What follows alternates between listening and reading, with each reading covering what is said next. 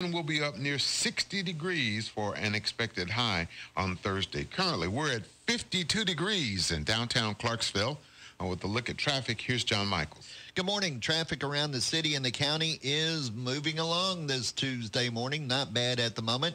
It is slow, though. Looks like 41A out at Fort Campbell slow, especially out on the north side. Tylertown Road, Trenton Road, Tinytown Road, all slow at the moment.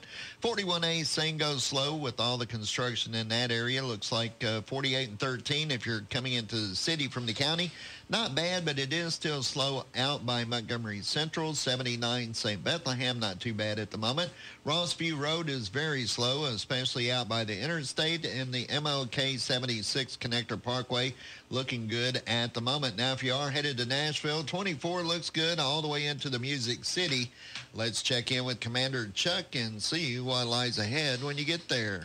Well, good morning. Still a problem out here in a lot of the flood-prone areas that were definitely put to the test this morning. A wreck 1000 block at Antioch Pike. Still slow go as they finish up the paperwork on this wreck here 40 West at Stewartsbury Pike as you come through Hermitage right now from Wilson County.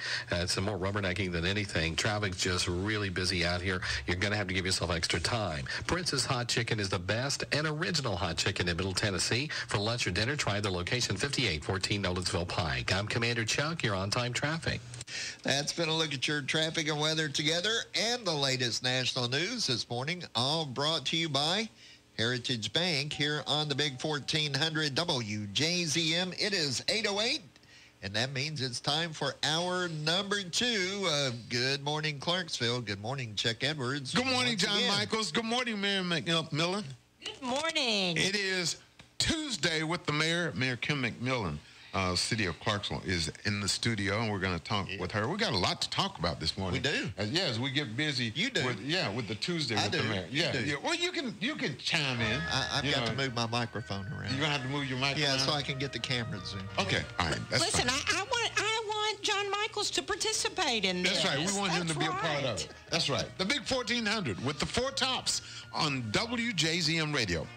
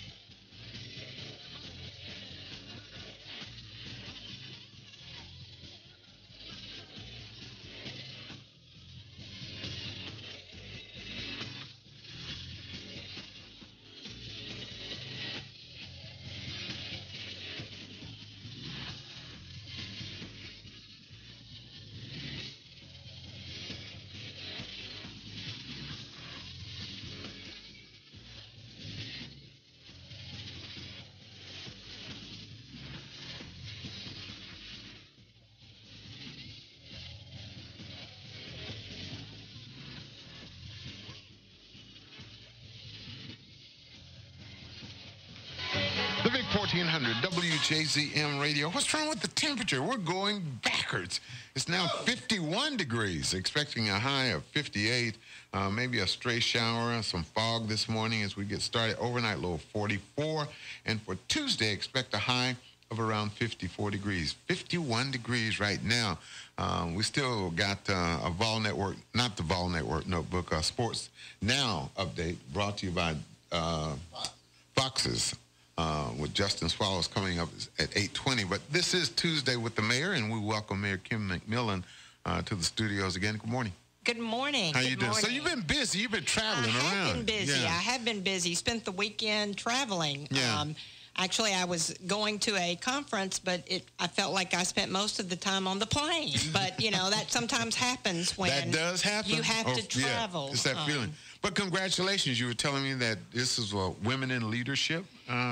Correct. And you are one of the women in leadership that were chosen for this, so congratulations. Correct. It's a wonderful program. I was so appreciative and honored to be selected as one of 25 women across the nation who were invited to attend a year-long program for women in leadership, where we can gather together, we can hear from wonderful speakers, we can get information on how we can continue to work together, form a network of the women that are in leadership positions, because, you know, there are few of us, so it's not like there's a whole lot of us. Y'all are gaining. You're gaining.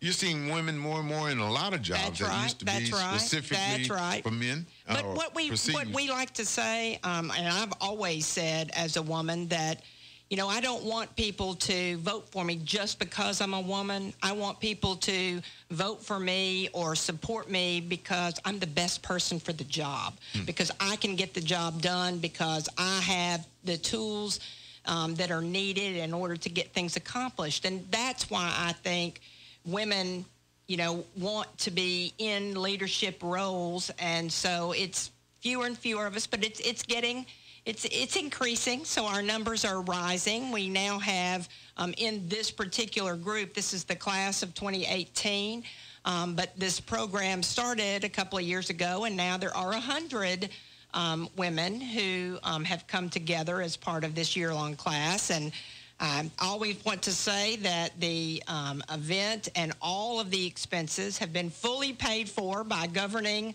magazine, so it hadn't been something that the taxpayers are having to foot the bill. So what do? You go out for? You go out for 2 or 3 days to listen to speakers and workshops and things like that? Exactly, and work together and talk to other women in leadership positions in other parts of the country and in other jobs. I mean, there are mayors, state representatives, state senators, elected district attorneys. There are other appointed positions, county commissioners. So it's interesting to see how different styles of leadership from women in different parts of the country, but we all have one goal, and that's we want to help our constituents wherever they may be, and we want to find the best ways to do that, and we're always willing to adapt and look at different scenarios and look at different methods of leadership and guiding people forward. So it has been extremely helpful. I mean, the last 2 days, now they do it on a weekend because they know all of us as leaders in our communities, we're busy, and so we can't really go during the week. So it is just a weekend session, and there'll be 2 more throughout the course of the next year, and then we'll graduate, and hopefully I'll have a little more and be a better leader and have more tools in the toolbox to help me as I move forward. City Mayor Kim McMillan's our guest. This is Tuesday with the Mayor. So basically, I guess if we were trying to relate this is a graduated leadership Clarksville or graduated leadership Middle Tennessee. Okay.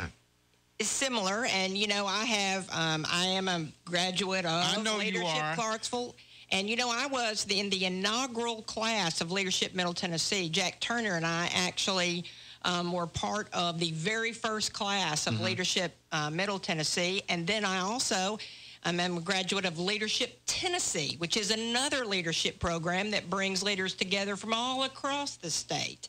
And I was in the inaugural class of that particular leadership program. So I think you can gain so much, and you have nothing to lose by listening to others give you different ways and different methods by which you can help the people that you represent. So I am game for all of these programs. I'm always willing to learn new things and listen to other ideas and other ways to make our communities better. Yeah, the Mayor, Kim McMillan's our guest. And, you know, before we go to Sports Now Update, Mayor, I just wanted to say, going to this leadership, being a part of this leadership conference or leadership class, there are a lot of differences. You said women from all over America. Exactly. There are a lot of differences. There's diversity, and a lot of them are in different capacities of leadership. But there are some common denominators that all of you have besides gender. That don't you think? Absolutely, absolutely. I mean, I find that as we're all there together, a common theme of all of the women that we've seen is really, I think, a higher level of compassion. And that's not to say that men aren't compassionate, but I think that the women that are there, the majority of them are mothers and really feel like we can connect maybe on a different level and really try to do that. Mayor Kim McMillan's our guest. One question that I have to ask you, how do you go through each and every day knowing that you are scrutinized by, so many things? I mean, and a lot of them I particularly think are trivial. A lot of them I think are, what difference does it make? But you're scrutinized each and every day, from what you wear probably to what you drive. How do you go through that? That's tough skin. Yes, but that's an interesting question, and I get it a lot. I've been doing this for a long time. I was first elected to public office in 1994, and people said, why in the world would you want to do that? And I've always looked at whatever role I was in, whether it was as a state representative or as mayor or as the senior advisor to the governor and the governor's cabinet, as a position where my focus is on the end result. My focus is on the people. So, that old saying, sticks and stones may break my bones, but words can never hurt me. That's kind of I think what you have to adopt when you're in this role. You have to be more focused on getting to the end result, achieving something for the people that you represent, and not worrying about what people are saying about you.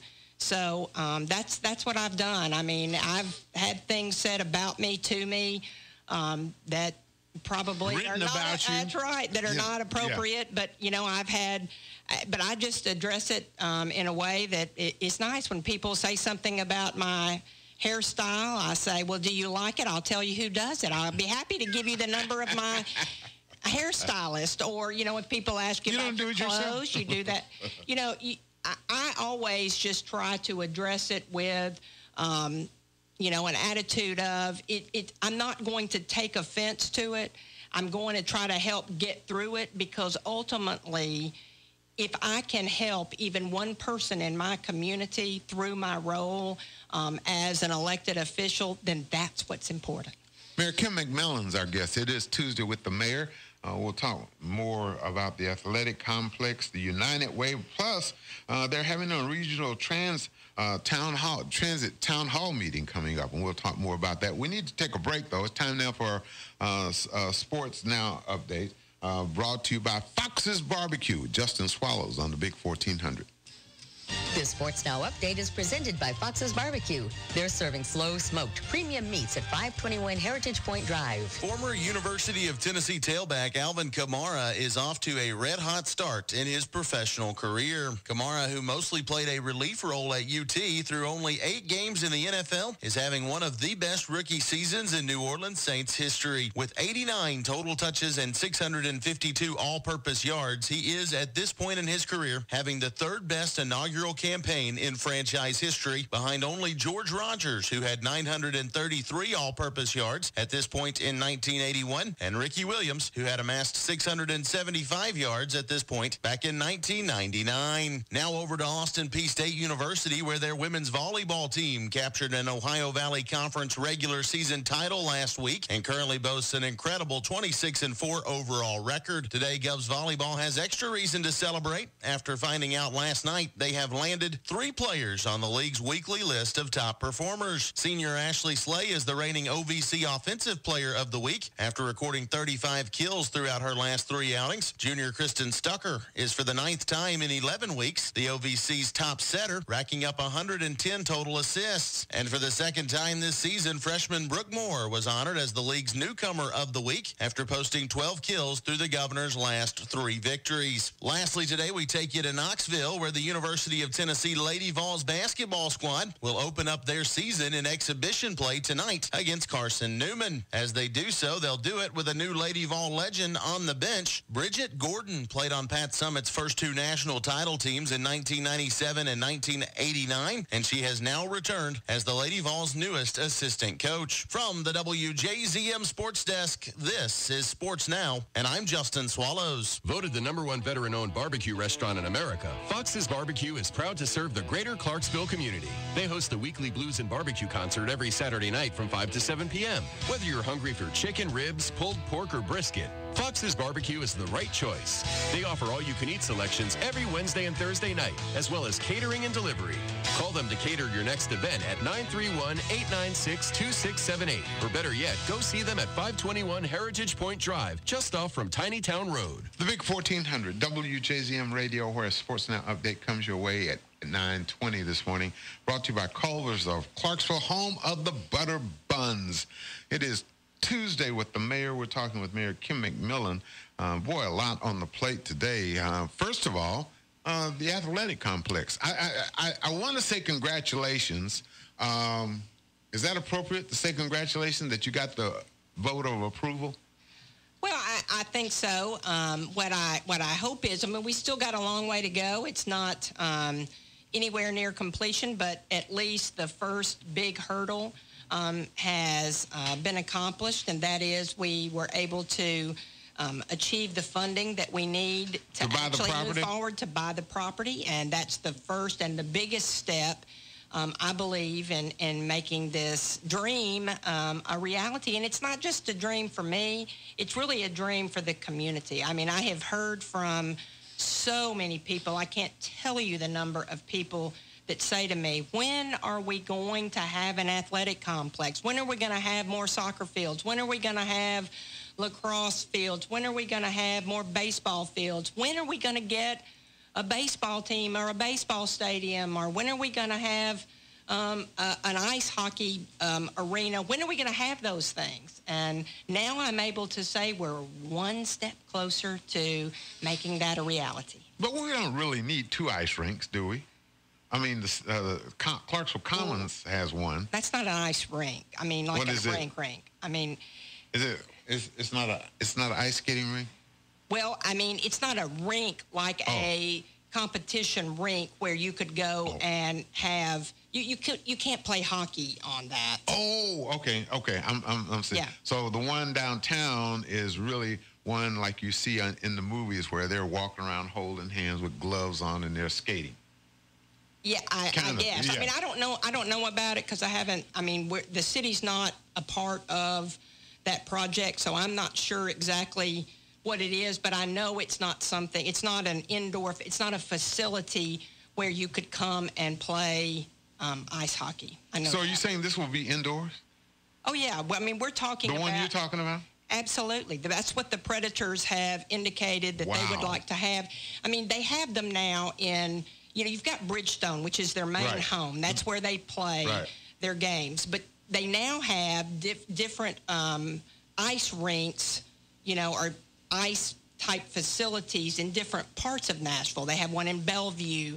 Franklin is getting one now. And in other communities, in other parts of Nashville, there's several in Nashville, where they build the rink, and then the Predators come in and actually manage so that it can be, you can use it for teams, you can use it for teaching, you can use it for just skating, just in general, but they're all indoors, like the one is at Bridgestone Arena. Okay, so we got the funding to buy the property for the athletic complex. Correct. Let's just call it athletic, and it will be multi-athletic facility. Exactly. That's why we're calling it an athletic complex, because it is a multi-use facility, which means you can have multiple different sports, multiple different facilities in it. It'll also be a recreational opportunity, because the way that this layout is situated, and there's so many acres, over 400, we'll be able to have walking trails. That's a big complex. And you'll be able to have walking trails. And because it actually has river access, we can actually have a blueway access. So we're talking about a real multi-use facility that can serve our constituents in Clarksville and the constituents in our entire region for many different types of activities. Okay, first thing, we've got the money to buy the land. Correct. Step one. Correct. Now what? Step two is? Well, you got to buy the land. Then you got to work on. We got to buy we buy the land. We have to buy the land. How soon do you think that will take place? Well, we had hoped that we would be able to actually close on the necessary land by the end of the year. That's kind of our goal as we're moving forward. That's why we did the way we did it. Instead of waiting until next year to have a bond issuance to actually do it, that's why we had this vote that we had, because it allows us to go ahead and get the money now on a short-term basis so that we can close on the properties before the end of the year. Okay, so we do plan on doing that. That's right. Then we continue to work with our consultants that we already have on board. We've had them on board for a long time, not all of them, but most of them, as we've continued to move forward. I mean, they have already had multiple public hearings throughout our entire community about what people would like to see, what is most important to them. We've had potential drawings done of what conceivably this type of facility could encompass and look like, how many fields, whether, how many championship fields versus practice fields that you'd have. Now that we have gotten another group involved, who has come in, they are a organization that actually brings both minor league baseball and minor league soccer and other types of sporting events. And so they're coming in now to say, we want to get engaged to possibly bring a baseball stadium that could serve as a multi-purpose stadium, but also could house some type of minor league, AAA, AA, farm team that could be here, that would be part of Clarksville's community. Yeah. How do you get all of these firms on the same page? Well, that's why I go to these leadership programs, because you really learn some tactics. But no, what I believe is you got to get everybody involved. And this is what we do. We'll have meetings where we'll get everybody all in the same room. And, my goal and my philosophy is you've got to explain to everybody what the ultimate objective is and how we want to do these types of things. And then we just let everybody play their role and all work together. And, it has worked well in every kind of endeavor that I've been involved in. And so I see it happening in this particular endeavor, too, as we involve all of the different parties, because everybody has a role to play. It's just like running a city. When I run the city, I have so many department heads. I don't know the best way to run a police department. I don't know the best way to run a fire department. I don't know the best way to run a building and codes department or a finance department. That's why I have department heads, and that's their specialty. And I go out and I pick who I believe to be the best individuals to run that particular department. And then they help educate me on their vision and the best way to do it. And then I kind of serve as somebody who brings everybody together, and I feel like I'm kind of a jack of all trades. I mean, I kind of have to know a little bit about everything, but I rely on my experts in my departments to help me make sure that that department is the best it can be. What are we looking at a timeline for saying, oh, this is the finished product that we've come up with, and we need to move forward with that? Well, what we anticipate doing now, now that we have the approval on the money to go ahead and start the process of getting the land, we're going to start our meetings together with all of the different consultant groups so that we can start that process of getting in place, different options and different things that we can do. When you do a big project like this, you also have to think about the money it takes. When you're a government, money's not unlimited, and so... It doesn't grow on those money trees? It doesn't. So, and I'm always mindful in everything I do that the money that I spend on any project is not my money. It's your money. And, it's the citizens, it's the taxpayers' money. And so you have to be so careful to balance your wants with your needs and what you can do with the available sources of funds. So a lot of times when you bring everybody together, you say, oh, this would be great. Wouldn't this be wonderful if we had this? Oh, but we can't afford it. So sometimes you have to start phasing things in. You have to start looking at, well, let's do this now because we can afford this now. And then we'll put this off to the side and say, if we're able to get some additional money, or the people say, we want this so much, we'll pay more to get this. We'll pay more taxes in order to get that. But those are things that you have to leave up to the people to decide, and that's what I always try to do. So you're not saying that the athletic complex is not going to be built. You're just saying that we have to do it right. Exactly. Every project you have to do right.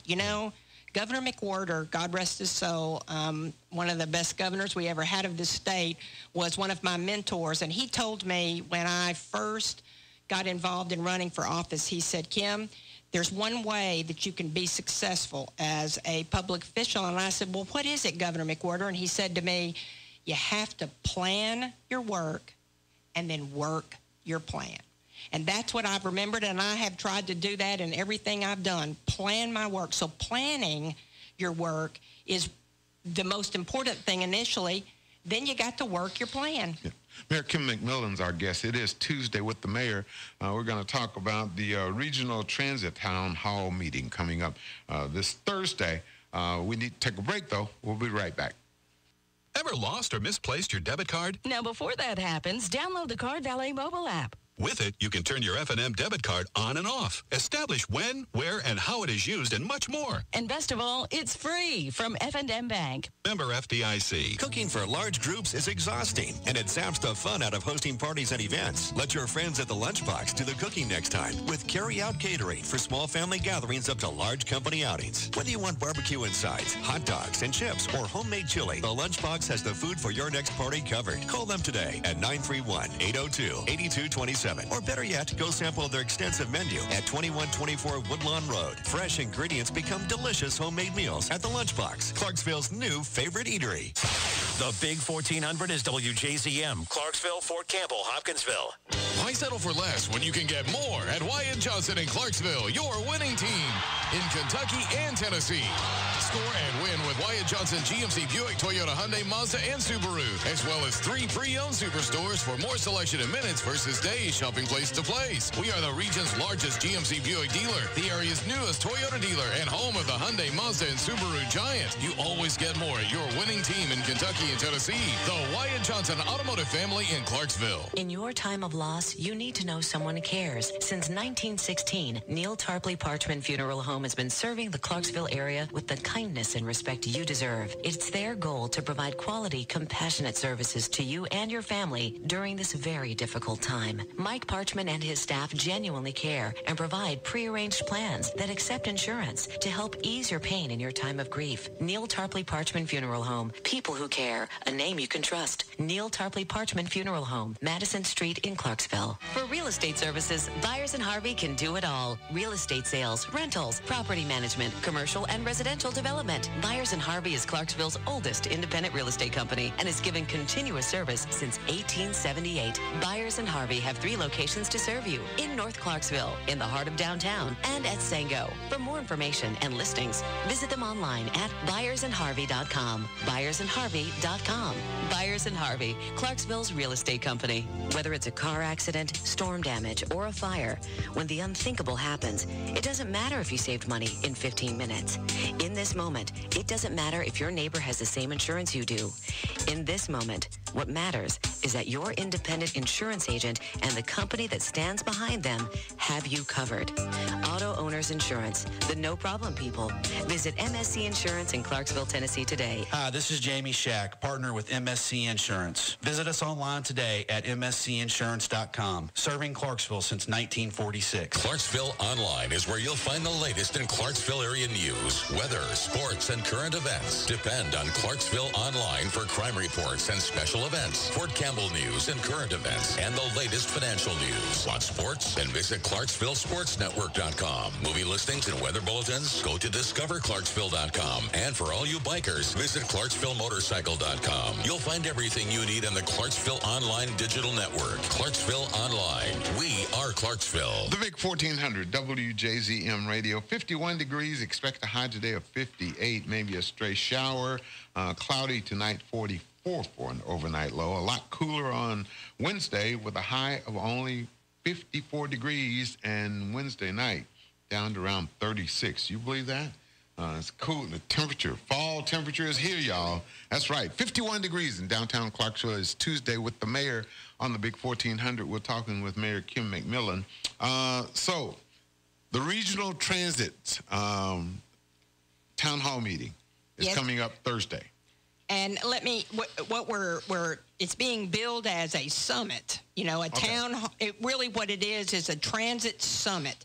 Because as you know, what has happened, the RTA and a number of other transit-related groups, Cumberland region tomorrow that is working in this area. You've got the transit authority that's also working. And as you know, the RTA, which is that Middle Tennessee Regional Transit Authority, I'm the current chairman of that, so I've worked real hard with them. We're going around to all of the different communities within this regional transit authority jurisdiction in Middle Tennessee, the 10-county area, and talking to them about transit plans. Because we all know that in order to relieve our communities from this congestion problem that we have, we've got to work in a regional fashion. We've got to cooperate with each other to make sure that we deal in that area. And so we've got to make sure that the people understand what the plans are. I mean, for example, we all heard about, I guess it was about a year ago when we came out and the RTA came out and kind of, in motion had a plan where they came out and said $6 billion it's going to take. With a B, That's billion. Right. And people said, are you kidding me? What are you talking about? Well, people need to understand what all that involves and how you're talking about accessing that amount of money and what you will get for that money. So if you have different types of referendums, Nashville, is getting ready to have a referendum, a separate referendum on transit. Will that be next year on the ballot? That's correct. It'll be next year on the ballot. And, we need to make sure that all of the communities are educated. So if they have a transit referendum, that they understand what they would be voting for and what the money that is raised would go to do. What would they see as results? For example, in our particular quarter, one of the things is the possibility of a commuter train line that would run from Clarksville to Nashville.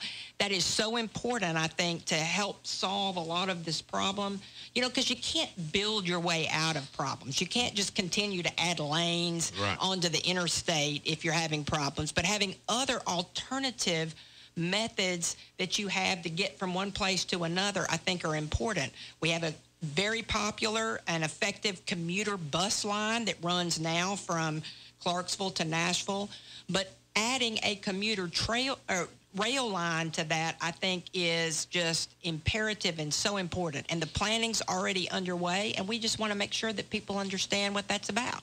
So the referendum that's going to be held in Nashville that Mayor Megan Barry wants on the ballot next year does affect Clarksville in a way. Well, in some ways it does, because all of the communities work together. Now, what will happen is, right now, the referendum is going to really just affect in Nashville and Davidson County. That's where it's going to be. But it can set the stage for what could happen if we start having a referendum where we could join up with Davidson County to have the rail line. As you know, there is an existing rail line, but it's not all the way finished. It used to be. We used to have a freight line that ran all the way from Clarksville to Nashville. Now it's only from, from Ashland City to Nashville. And the portion between Ashland City and Clarksville has become in disrepair, and a lot of the right-of-way has gone back. And they took up some of the tracks. Exactly. So we need to think about getting that property back into our hands and being able to get the additional tracks to make it work again. Yeah, but somebody mentioned something at church about annexation. Mm-hmm. Is that something that's on the back burner for Clarksville, Montgomery County? For Clarksville? Well, here's the thing. Annexation is always possible. As you know, Clarksville has grown over the years, and it's been because of annexation. Since we're the only incorporated city in the entire county, the only way that the city can grow is through annexation or consolidation, which is different than annexation. So right now, annexation has, because the legislature has passed some legislation that makes it more difficult for cities to annex additional property. I'm not sure exactly when we'll see all that, and other issues. So right now we're dealing with Clarksville where it is, but that's not going to stop us, because the city limits of Clarksville right now goes all the way to exit 11. So we're going all the way to the edge of where we would need to be able to have that rail line. So Mayor Kim McMillan's our guest. So Thursday, the summit, the transit summit. Correct. Thursday morning, F&M Bank. Thursday morning, 7:30. That's right, 7:30 is the summit. And if you're interested in coming and you haven't already contacted them to get your tickets, you need to contact and I'm trying to find the number here so that I can tell you. Well, just give them your cell number. They'll call you. That's right. Well, actually, if you're interested, you can call the mayor's office at 645-7444, and we'll be happy to relay you to the appropriate person to call and make the reservations that you would need to attend the transit summit, where I think all of these questions hopefully will be answered. Yeah, good. Thank you. Mm-hmm. Good seeing you. Good to see you, too. This is great. I love Tuesdays with the mayor. We love Tuesdays with the mayor. Thank you, Mayor Kim McMillan. See you next time, okay? Bye-bye. Have a good day. Bye-bye.